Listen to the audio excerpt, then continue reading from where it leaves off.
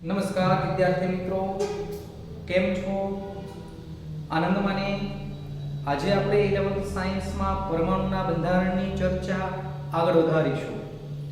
Last લેક્ચરમાં આપણે વિદ્યુત ચુંબકીય વિકિરણના તરંગ સ્વભાવ બાદ વિદ્યુત ચુંબકીય વિકિરણના કોણ સ્વભાવ, કોણ પ્રકૃતિની ચર્ચા કરેલી. અમુક ઘટનાઓ જે છે આપણને કણ પ્રકૃતિ તરફ લઈ જાય છે. જેમ કે વિદ્યુત ચુંબકીય વિકિરણના તરંગ પ્રકૃતિને અનુમોદન આપતી ઘટના છે વિવર્તન અને વ્યતિકરણ. વિવર્તન અને વ્યતિકરણ જેવી ઘટનાઓને આધારે કહી શકાય કે વિદ્યુત ચુંબકીય વિકિરણ તરંગ સ્વભાવ ધરાવે છે.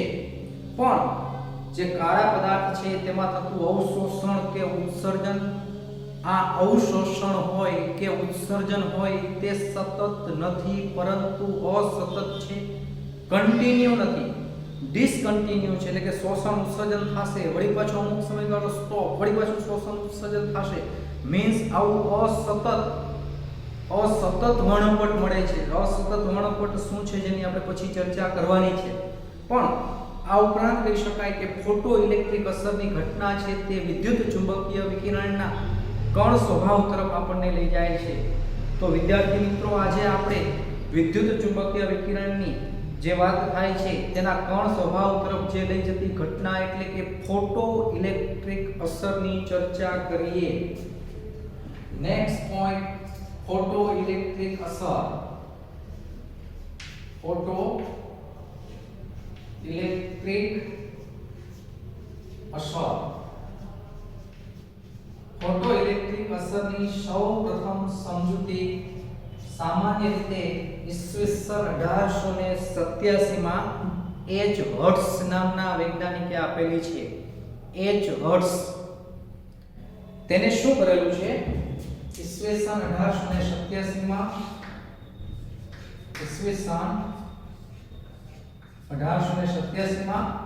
એચ હર્ટ્ઝ નામના વૈજ્ઞાનિકે ફોટો ઇલેક્ટ્રિક અસરની સમજૂતી આપેલી છે. શું છે ફોટો ઇલેક્ટ્રિક અસર એ સમજવાનો પ્રયત્ન કરીએ. ફોટો ઇલેક્ટ્રિક અસર, તો એના માટે કાચની એક ટ્યુબ,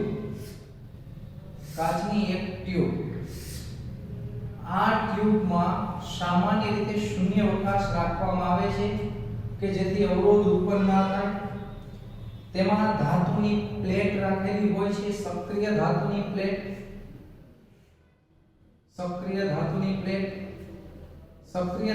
પ્લેટમાં તમને ખ્યાલ છે સામાન્ય રીતે આલ્કલી ધાતુઓ જે છે એ ખૂબ સક્રિય છે. તેમાંથી પોટેશિયમ, રૂબિડિયમ અને સીઝિયમ ધાતુ પ્રિફરેબલ છે. પોટેશિયમ, રૂબિડિયમ અને સીઝિયમ જેવી આલ્કલી ધાતુની પ્લેટ રાખેલી છે.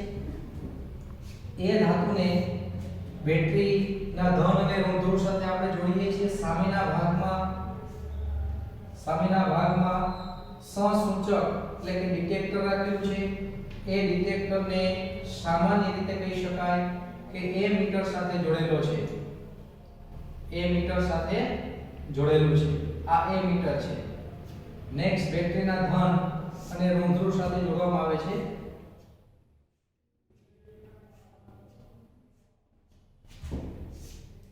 આ ડાયાગ્રામ નળી છે. એ નળીમાં શૂન્ય અવકાશ રાખવામાં આવે છે.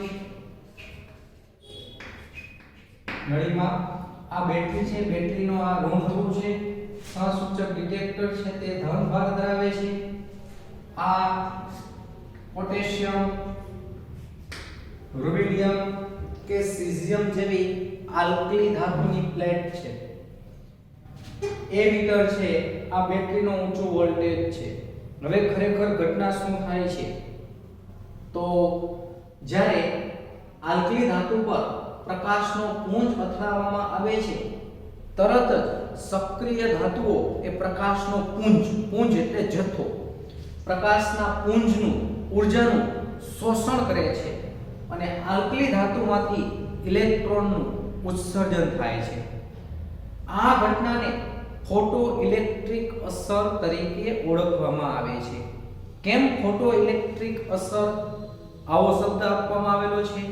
તો સિમ્પલ કહી શકાય કે વિદ્યુત ચુંબકીય વિકિરણ જે નાના નાના કણોનું બનેલું છે તેને આપણે ફોટોન કહીએ છીએ અને તમે જે આપાત કરો છો એ ફોટોન છે. આ જે આપાત થાય છે તે ફોટોન છે અને અંદરથી ઇલેક્ટ્રોનનું ઉત્સર્જન થાય છે. અંદરથી ઇલેક્ટ્રોનનું ઉત્સર્જન થાય છે. એટલે આ બે શબ્દ ભેગા થઈને ફોટોન અને ઇલેક્ટ્રોન, આ બે શબ્દ ભેગા થઈને આખે આખો શબ્દ બનેલો છે ફોટો ઇલેક્ટ્રિક અસર. ફરીથી જ્યારે સક્રિય આલ્કલી ધાતુઓ જેવી કે પોટેશિયમ, રુબિડિયમ કે સીઝિયમ ની સપાટી પર વિદ્યુત ચુંબકીય વિકિરણ પ્રકાશનો પુંજ આપાત કરવામાં આવે છે, તરત જ તેમાંથી ઇલેક્ટ્રોનનું ઉત્સર્જન થાય છે. આ ઘટનાને ફોટો ઇલેક્ટ્રિક અસર તરીકે ઓળખવામાં આવે છે. તો ફોટો ઇલેક્ટ્રિક અસરની સૌપ્રથમ સમજૂતી આપનાર વૈજ્ઞાનિક એચ હર્ટ્ઝ ઈસવીસન 1887 માં. આ બેટરી છે, આ એમીટર છે અને નળીના અંદરના ભાગમાં જે ગ્લાસની ટ્યુબ છે એટલે કે નળી છે એના અંદરના ભાગમાં શૂન્યાવકાશ રાખવામાં આવે છે કે જેથી અંદર જે ઇલેક્ટ્રોન ઉત્સર્જિત થાય છે તેને કોઈ અવરોધ ઉત્પન્ન થાય નહીં. હવે આ મુદ્દાને આધીન જે મુદ્દાઓ અહીં સમાવિષ્ટ છે એ મુદ્દાની ચર્ચા કરીએ. પહેલો મુદ્દો એકદમ સરળ કે જેવો પ્રકાશનો પુંજ પોટેશિયમ, રુબિડિયમ કે સીઝિયમ જેવી સક્રિય આલ્કલી ધાતુ પર અથડાય છે, તરત જ એ ધાતુ ઊર્જાનું શોષણ કરે છે અને ઇલેક્ટ્રોન ઉત્સર્જિત થાય છે. આ પ્રકાશના પુંજનું અથડાવું અને ઇલેક્ટ્રોનનું ઉત્સર્જિત થવું તેના વચ્ચે કોઈ સમયગાળો રહેતો નથી. દાખલા તરીકે કોઈ સક્રિય ધાતુ હોય તેના પર તમે પ્રકાશનો પુંજ આપાત કરશો, જો તેમાં ઇલેક્ટ્રોનનું ઉત્સર્જન થવાનું હશે તો તરત જ થશે. એમ નહીં કે 2-5 મિનિટ માટે તેને ઊર્જાનું શોષણ કર્યું પછી ઇલેક્ટ્રોનનું ઉત્સર્જન થયું, એવું નહીં બને. જો પૂરતી ઊર્જા ધરાવતો પ્રકાશ હશે તો તરત જ ધાતુ છે એ ઊર્જાનું શોષણ કરશે અને ઇલેક્ટ્રોનનું ઉત્સર્જન કરશે. પ્રકાશના પુંજનું અથડાવું અને ઇલેક્ટ્રોનનું ઉત્સર્જિત થવું આના વચ્ચે કોઈ જ સમયગાળો રહેતો નથી. પણ પૂરતી ઊર્જા ધરાવતો પ્રકાશ હશે તો જ ઇલેક્ટ્રોનનું ઉત્સર્જન થશે. શું કહેવા માંગે છે? ધારો કે કોઈ દુકાનમાં એક પેન પડેલી છે, એ પેનને તમારે દુકાનમાંથી મુક્ત કરવી છે. જેમ ઇલેક્ટ્રોનને તમારે ધાતુની કક્ષામાંથી મુક્ત કરવા છે, એ જ રીતે પેનને, દુકાનદાર પાસે પેન પડેલી છે, પેનને તમારે દુકાનમાંથી મુક્ત કરવી છે. જો તમે પૂરતી ઊર્જાની જેમ પૂરતા રૂપિયા આપીને વ્યક્તિને મોકલશો તો પેન તરત જ મુક્ત થશે. એટલે કે પૂરતી ઊર્જા ધરાવતો જેમ પ્રકાશ પડે એટલે કે પ્રકાશનું પડવું અને ઇલેક્ટ્રોનનું ઉત્સર્જિત થવું આના વચ્ચે કોઈ જ સમયગાળો રહેતો નથી. આ પહેલો મુદ્દો છે, ખાસ યાદ રાખો. પુંજનું અથડાવું અને ઇલેક્ટ્રોનનું ઉત્સર્જિત થવું. પુંજનું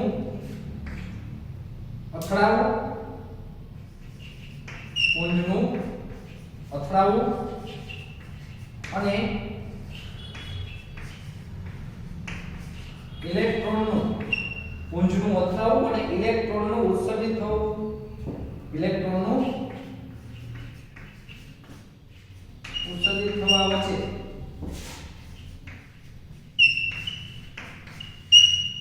કોઈ જ સમયગાળો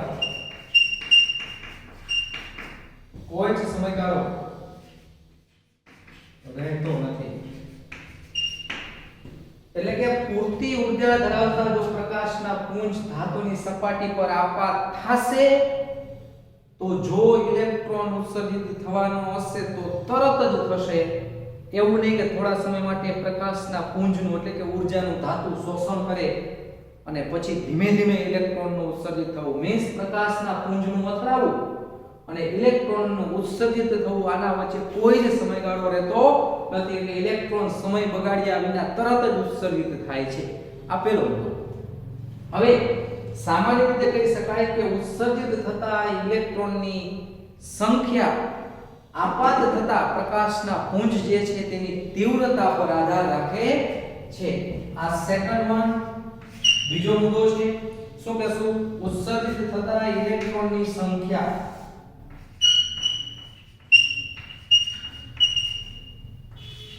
ઉત્સર્જિત થતા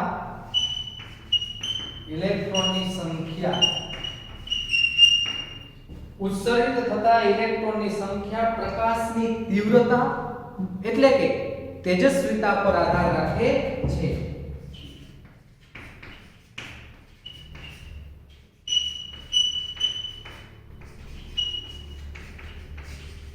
એટલે કે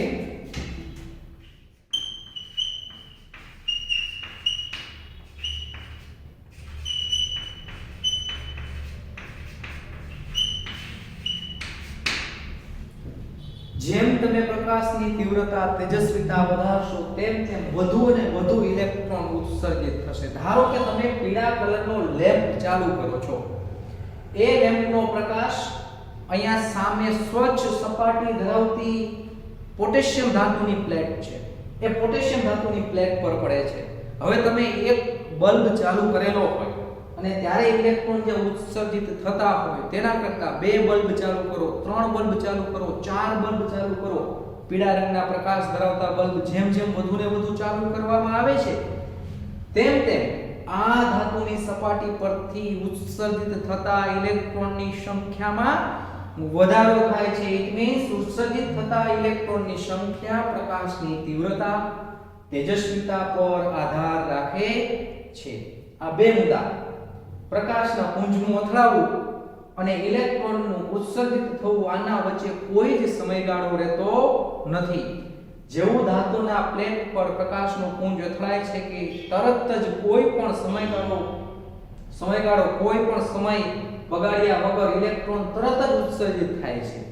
અને આ ઉત્સર્જિત થતા ઇલેક્ટ્રોનની સંખ્યા પ્રકાશની તીવ્રતા એટલે કે તેજસ્વીતા પર આધાર રાખે છે. તેજસ્વીતાના સમપ્રમાણમાં હોય છે. જેમ જેમ તેજસ્વીતા તીવ્રતા વધારશો તેમ તેમ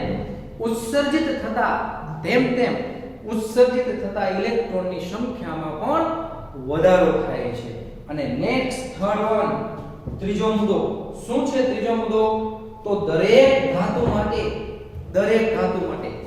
દાખલા તરીકે પોટેશિયમ ધાતુ લેશો, રૂબિડિયમ ધાતુ લેશો, સીઝિયમ, આવી સક્રિય ધાતુ એટલા માટે લેવામાં આવે છે કે આલ્કલી તત્વનું કદ મોટું હોય.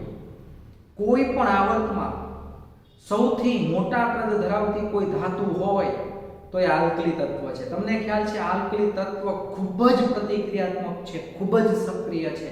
એનું કદ મોટું હોય એટલે ઇલેક્ટ્રોન કેન્દ્રથી દૂર હોય, તેને ઓછી ઊર્જા આપો ને તો પણ સહેલાઈથી ઊર્જાનું શોષણ કરી અને ઇલેક્ટ્રોનનું ઉત્સર્જન દર્શાવે છે. એટલે દરેક તત્વ માટે એક ચોક્કસ પ્રમાણમાં ઊર્જા જરૂરી છે, જેને આપણે દેહલી આવૃત્તિ કહીએ છીએ. કારણ કે ઊર્જાને આવૃત્તિ એકબીજાના સમપ્રમાણમાં હોય. આવું સૂત્ર છે E = h * ν. E એટલે એનર્જી, h એટલે પ્લાન્ક અચળાંક, પ્લાન્ક કોન્સ્ટન્ટ છે, ν એટલે આવૃત્તિ છે.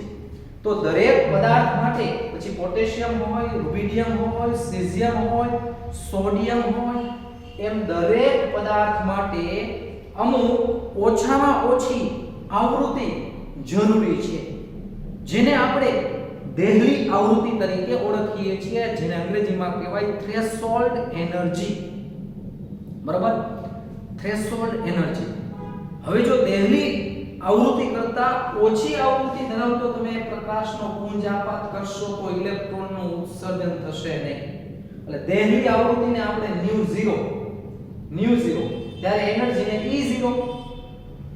દાખલા તરીકે ધારો કે કોઈ એક દુકાનમાંથી તમારે પેન્સિલને મુક્ત કરવી છે. એ પેન્સિલના 5 રૂપિયા છે કિંમત. તમે 5 રૂપિયા કરતા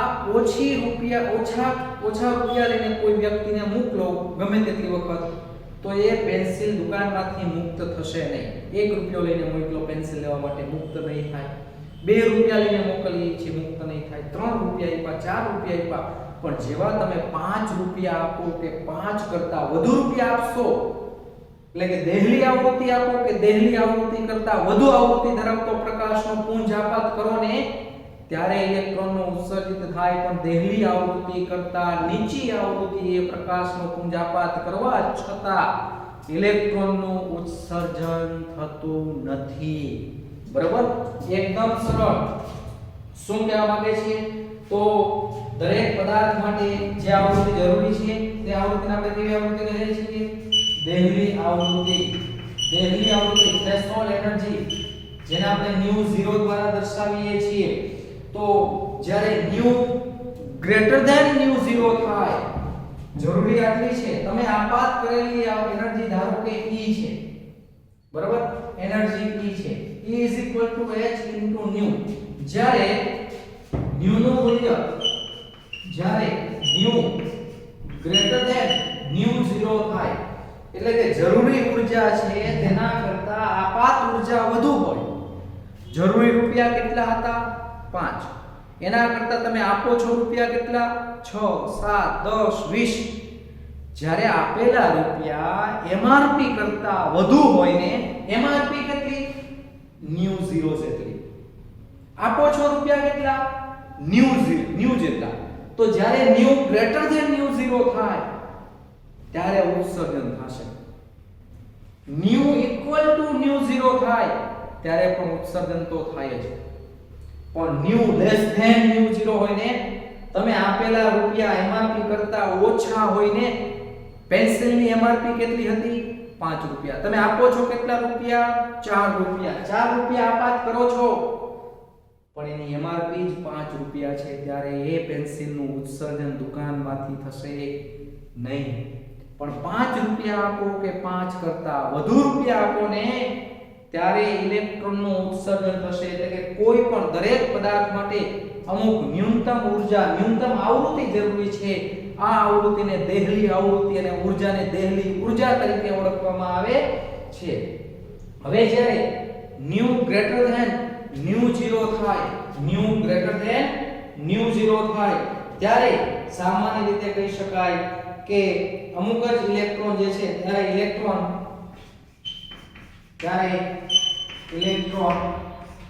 અમુક ગતિજ ઊર્જા સાથે ઉત્સર્જિત થાય છે. ગતિજ ઊર્જા સાથે ઉત્સર્જિત થાય છે. ઉત્સર્જિત થાય છે. આ ત્રણ મુદ્દા, અને આ ત્રણ મુદ્દાને સમજાવવા હોય તો તેના માટે ચિર સંમત યંત્રશાસ્ત્ર, જેને આપણે અંગ્રેજીમાં કહીએ છીએ ક્લાસિકલ મિકેનિક્સ, પૂરતું નથી. તો તેના માટે આપણે ક્વોન્ટમ મિકેનિક્સ, ક્વોન્ટમ યાંત્રિકી તરફ જવું પડે. આ મુદ્દાને સમજાવવા હોય તો આ મુદ્દાને સમજાવવા માટે ક્લાસિકલ મિકેનિક્સ મીન્સ ચિર સંમત યંત્રશાસ્ત્ર પૂરતું નથી. ન્યૂટન મિકેનિક્સ પૂરતું નથી. ક્વોન્ટમ મિકેનિક્સ તરફ જવું જોઈએ. અને આપણે હમણાં સમજવાનો પ્રયત્ન કરીએ શું કહેવા માંગે છે આ મુદ્દામાં. તો એ તરફ જતા પહેલા એક થોડું રિપીટેશન કરીએ. સૌપ્રથમ ઈસવીસન 1887 માં H.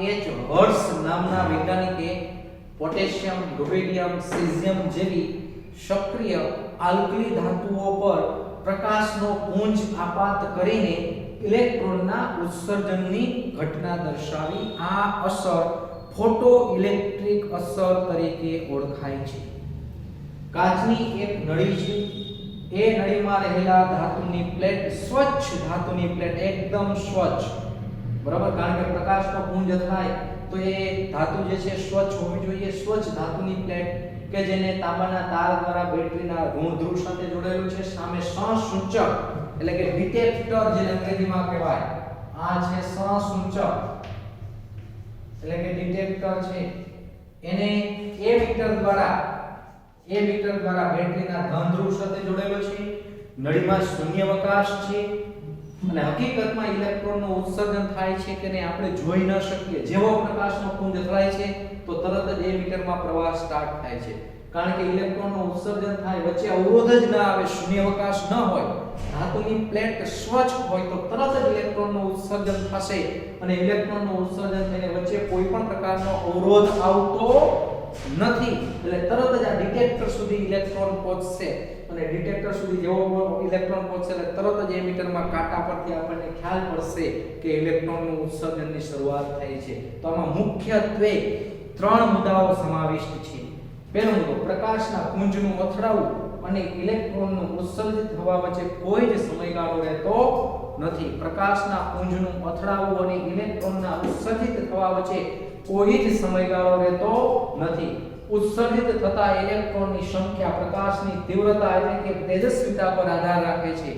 જેમ જેમ પ્રકાશની તીવ્રતા વધારો તેમ તેમ ઉત્સર્જિત થતા ઇલેક્ટ્રોનની સંખ્યામાં વધારો થાય છે. એક લેમ્પ ચાલુ કર્યો હોય પીળા રંગનો, એના જગ્યાએ પોટેશિયમ ધાતુ પર 2 પીળા રંગના લેમ્પ ચાલુ કરો, ઇલેક્ટ્રોન વધુ ઉત્સર્જિત થશે. એની જગ્યાએ 3 લેમ્પ ચાલુ કરો, વધુ ઇલેક્ટ્રોન ઉત્સર્જિત થશે. એટલે ઉત્સર્જિત થતા ઇલેક્ટ્રોનની સંખ્યા પ્રકાશની તીવ્રતા તેજસ્વીતા પર આધાર રાખે છે. અને દરેક પદાર્થ, દરેક ધાતુ માટે ઓછામાં ઓછી આવૃત્તિ અથવા ઊર્જા જરૂરી છે, જેને દેહલી આવૃત્તિ અથવા દેહલી ઊર્જા તરીકે ઓળખવામાં આવે છે. જ્યારે ન્યુ ગ્રેટર ધેન ન્યુ 0 થાય, એમઆરપી કરતા કિંમત વધી જાય, એમઆરપી કરતા વધુ તમે રૂપિયા આપી દો ત્યારે વસ્તુ મુક્ત થાય, એમાં અહીંયા ઇલેક્ટ્રોન ઉત્સર્જિત થાય. તો આટલા મુદ્દાઓ ત્યાં આપણે સમાવિષ્ટ કરેલા છે. નેક્સ્ટ આપણે આગળ વધીએ.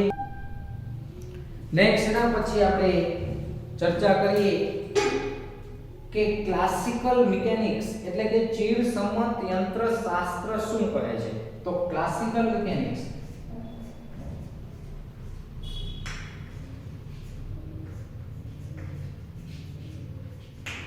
ક્લાસિકલ મિકેનિક્સ અનુસાર એવું કહી શકાય કે ઉત્સર્જિત થતા ઇલેક્ટ્રોનની સંખ્યા તેમજ તેની ગતિજ ઊર્જા આ બંને એ પ્રકાશની તીવ્રતા પર આધાર રાખે છે. ઉત્સર્જિત થતા ઇલેક્ટ્રોનની સંખ્યા, ઉત્સર્જિત થતા ઇલેક્ટ્રોનની સંખ્યા તથા તેની ગતિજ ઊર્જા, ઉત્સર્જિત થતા ઇલેક્ટ્રોનની સંખ્યા તેમજ તેની ગતિજ ઊર્જા પ્રકાશની તીવ્રતા, પ્રકાશની તીવ્રતા એટલે કે તેજસ્વીતા પર આધાર રાખે છે. ક્લાસિકલ મિકેનિક્સ ચિરસમ્મત યંત્રશાસ્ત્ર તો એમ કહે છે કે ઉત્સર્જિત થતા ઇલેક્ટ્રોનની સંખ્યા અને તેની ગતિજ ઊર્જા પ્રકાશની તીવ્રતા તેજસ્વીતા પર આધાર રાખે છે.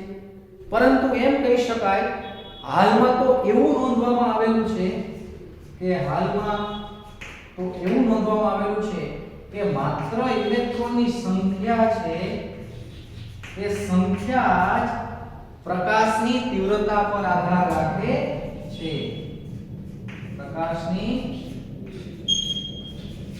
તીવ્રતા પર આધાર રાખે છે, જ્યારે ગતિજ ઊર્જા પ્રકાશની તીવ્રતા પર આધાર રાખતું નથી. શું કહેવા માંગે છે એ સમજવા માટે એક નાનું ઉદાહરણ જોઈએ આપણે.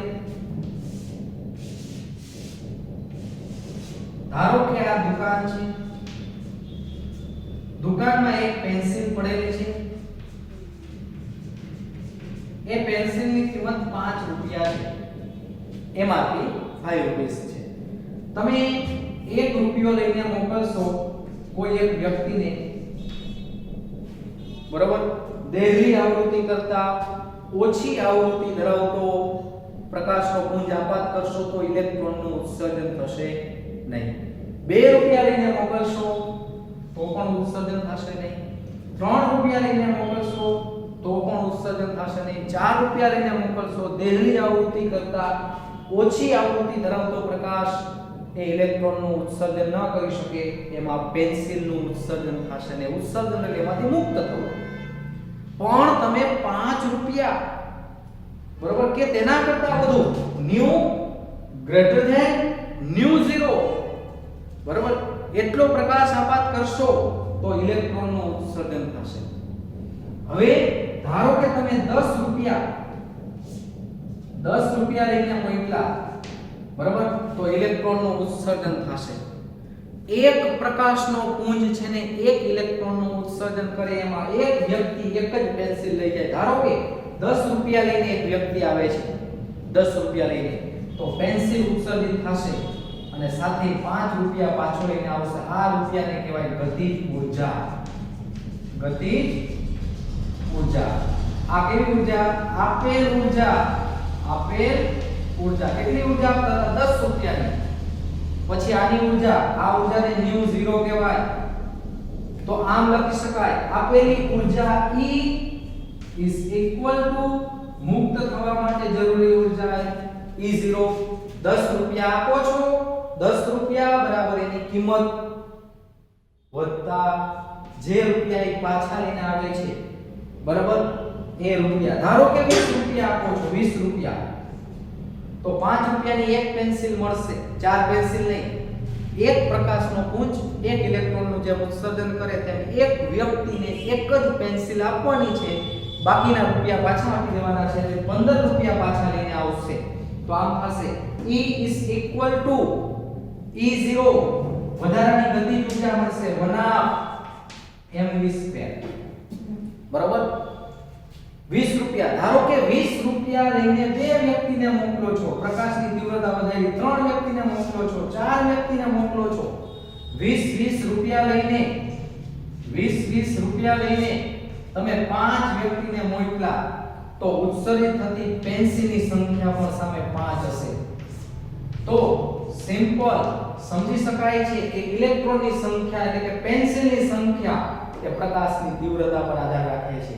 તમે અહીંયા 20 રૂપિયા લઈને 5 વ્યક્તિને મોકલો છો, તો 5 પેન્સિલ પાછી આવે છે, એટલે ઉત્સર્જિત થતી પેન્સિલની સંખ્યા આના પર આધાર રાખે છે. એટલે ઉત્સર્જિત થતા ઇલેક્ટ્રોનની સંખ્યા પ્રકાશની તીવ્રતા પર આધાર રાખે છે, ગતિજ ઊર્જા નહીં. ધારો કે 20 વાળી કદાચ ગમે તેટલી આપે, કોઈ ગતિજ ઊર્જા તો 15 જ રહે દરેક ઇલેક્ટ્રોનની. ગતિજ ઊર્જા એટલે શું? તો કે બાકી રહેલી ઊર્જા, મુક્ત કરવા માટે જેટલી ઊર્જા જરૂરી હોય એના સિવાય બાકી રહેલી ઊર્જા. ધારો કે તમે 100 આની જ વાત થાય છે, 100 રૂપિયા આપેલા હોત તો દરેક વ્યક્તિ એક પેન્સિલ લઈને આવે, તો વધારાની 95 જેટલી ગતિજ ઊર્જા હોત. તો 100 બરાબર 5 વત્તા 95, 20 બરાબર 5 વત્તા 15. બરાબર. હજી 20 વાળી ફ્રીક્વન્સી તમે વધારો, પ્રકાશની તીવ્રતા વધારો, 20 એવા કેટલાય વ્યક્તિને તમે પેન્સિલ લેવા મોકલો છો, તો 20 વાળા જેટલા વ્યક્તિ આવશે બધા એક પેન્સિલ લેતા જશે, પણ બધા જ વ્યક્તિ પાસે ગતિજ ઊર્જા કેટલાની હશે? 15ની. એટલે તમે આવી રીતે પ્રકાશની તીવ્રતા વધારો છો, છતાં પણ ઉત્સર્જિત થતા ઇલેક્ટ્રોનની સંખ્યા વધશે, પણ તેની ગતિજ ઊર્જામાં કોઈ પણ પ્રકારનો ફેરફાર થશે નહીં.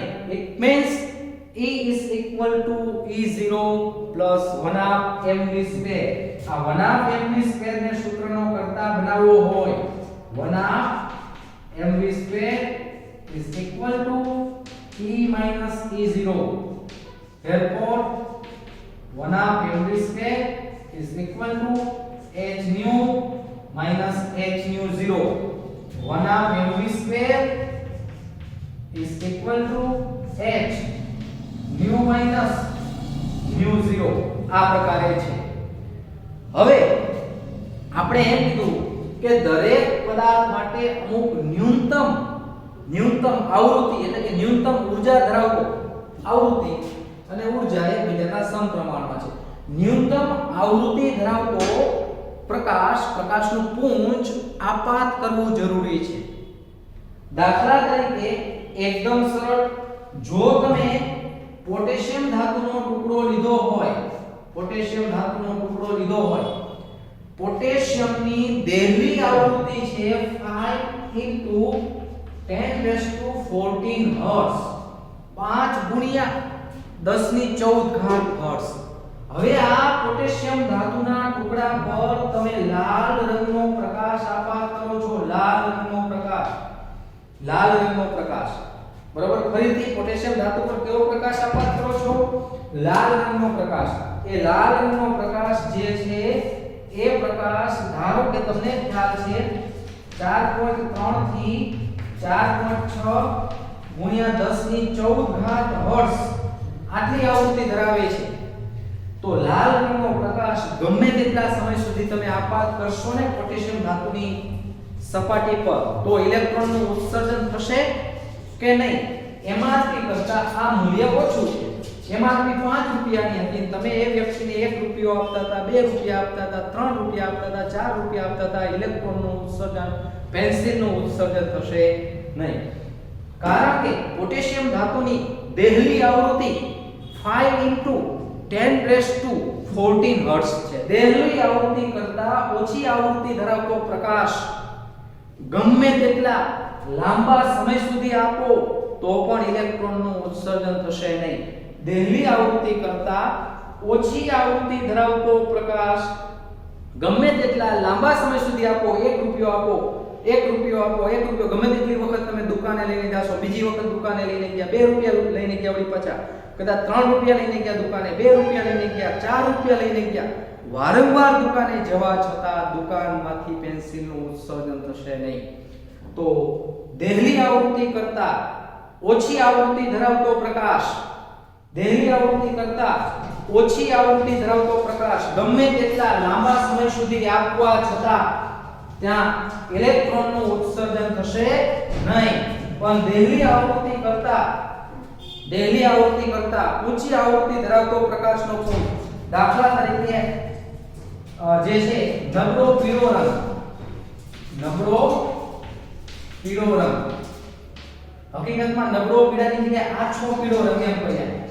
આછો પીળો રંગ જેની આવૃત્તિ છે 5.1 × 5.2 10⁻14 હર્ટ્ઝ.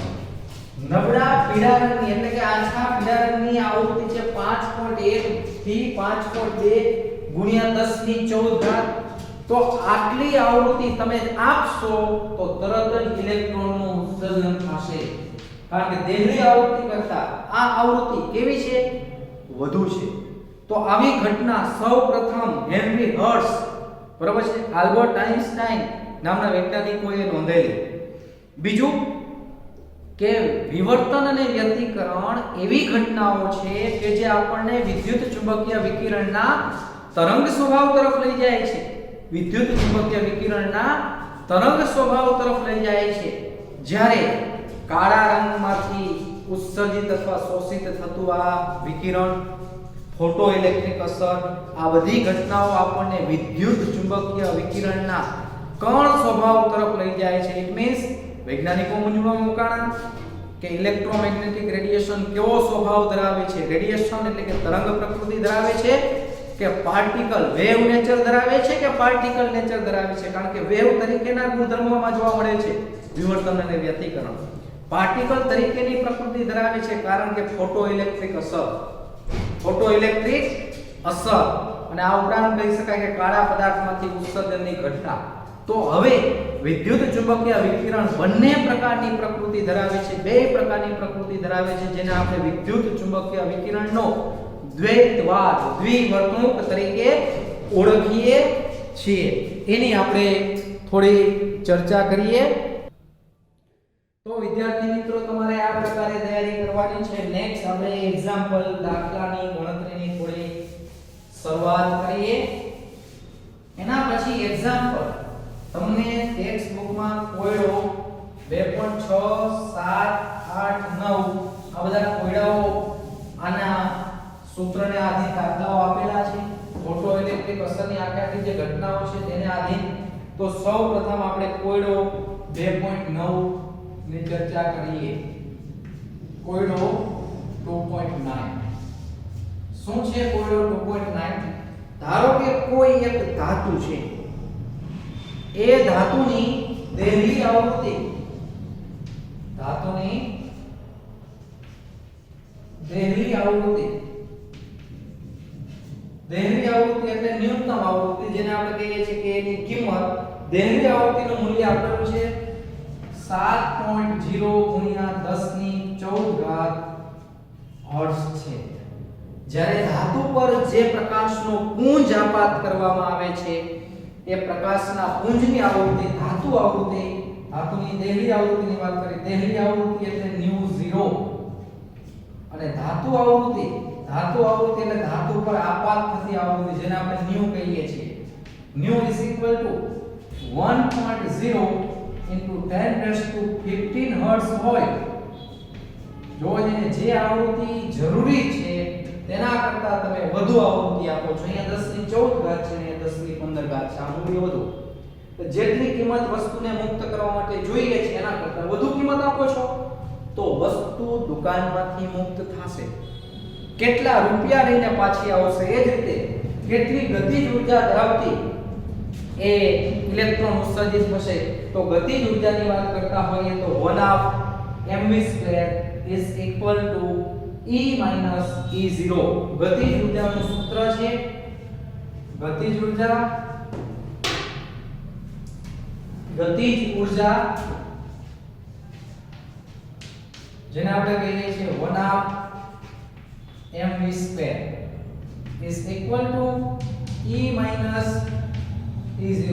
આ આપેલ ઊર્જા છે, આ દેહલી ઊર્જા છે, આમાં દેહલી આવૃત્તિ આવશે, આમાં આપેલી આવૃત્તિ આવશે, એટલે કે ગતિજ ઊર્જા 1/2 mv2 is equal to h nu minus h nu 0. Therefore 1/2 mv2 is equal to h nu minus nu 0. અને v નહીં વાંચવાનું, nu વાંચવાનું, nu. હવે h કોન્સ્ટન્ટ છે, h ને પ્લાન્ક અચળાંક કહેવાય, જેનું મૂલ્ય 6.626 into 10 raised to minus 34 joule into second છે, 6.626 ગુણ્યા 10 ની માઈનસ 34 ઘાત. આ nu minus nu 0, nu minus nu 0, nu નું મૂલ્ય, nu એટલે જે એનર્જી તમે આપો છો 10 ગુણ્યા 10 ની 14 ઘાત કરીને આપો છો, અહીંયા મૂલ્યમાં વધારો કરે, 1 ની જગ્યાએ 10 કર્યા તો ઘાત 15 ની જગ્યાએ 14 કરવામાં આવે છે, સામે અહીંયા 7 ગુણ્યા 10 ની 14 ઘાત, 10 ની 14 ઘાત કોમન નીકળશે, 10 માંથી 7 બાદ કરશો એટલે આ જે સ્ટેપ છે તેનું મૂલ્ય આવશે 3 ગુણ્યા 10 ની 14 ઘાત, તો આમ થયું 6.626 ગુણ્યા 10 ની માઈનસ 34 ઘાત, આનું મૂલ્ય આવે છે 3, 10 માંથી 7 બાદ કરો એટલે 3 ગુણ્યા 10 ની 14 ઘાત, આ બંનેનો ગુણાકાર થશે 19.878, 19.878 આ બંનેનો ગુણાકાર ગુણ્યા 10 ની માઈનસ 20 ઘાત, 34 માંથી 14 બાદ કરો માઈનસ 20 ઘાત, તો જવાબ આવશે 1.9878 into 10 raised to minus 19 joule. આટલા જૂલ ઇલેક્ટ્રોન ગતિજ ઊર્જા સાથે મુક્ત થતો હોય, જેમ વધુ ઊર્જા આપો તેમ ઇલેક્ટ્રોન ઝડપથી મુક્ત થાય અને વધુ જ ગતિજ ઊર્જા સાથે. ધારો કે કોઈ વ્યક્તિ ગર્ભીની ફરતે રાઉન્ડ મારે છે, જેમ ઇલેક્ટ્રોન કક્ષાની આસપાસ, કેન્દ્રની આસપાસ કક્ષામાં પરિભ્રમણ કરે છે, તેમ વ્યક્તિ ગર્ભે ઘૂમે છે ગર્ભીની આસપાસ, તમારે એને એમાંથી દૂર કરી દેવો હોય, એને ધક્કો મારીને બહાર કાઢવો, જેમ તમે વધુ ઊર્જા આપો એમ એ મુક્ત થશે, અને જેમ વધુ ઊર્જા આપશો તેમ વધુ ને વધુ ગતિજ ઊર્જા સાથે મુક્ત થશે, એટલે કે વધુ દૂર ભંગોળાશે. પણ તમે એની જે ઊર્જા છે તેના કરતાં ઓછી ઊર્જા જો આપશો ને તો એ મુક્ત થશે નહીં, પણ જેમ જેમ વધુ ઊર્જા આપો, વધુ આવૃત્તિ, તેમ તેમ ઊર્જા એ વધુ, અને પરિણામે એની ગતિજ ઊર્જા પણ વધુ. બરાબર, આપાત ઊર્જા જો વધુ હોય તો આ બેનો ડિફરન્સ વધુ આવે, આપાત ઊર્જા જો વધુ હોય તો આ બેનો ડિફરન્સ વધુ આવે અને પરિણામે ગતિજ ઊર્જા વધુ આપણને પ્રાપ્ત થાય છે. તો આ પ્રકારનો દાખલો ત્યાં આપેલો છે. નેક્સ્ટ ઉદાહરણના દાખલા નંબર 2.6 ની ચર્ચા કરીએ. 2.6 એક મોલ ફોટોન કે જેની ઊર્જા 2.6 એક મોલ ફોટોન કે જેની ઊર્જા તમને ખ્યાલ છે ઉદાહરણના દાખલા નંબર 2.9 ની ચર્ચા કરી. હવે 2.6 એક મોલ ફોટોન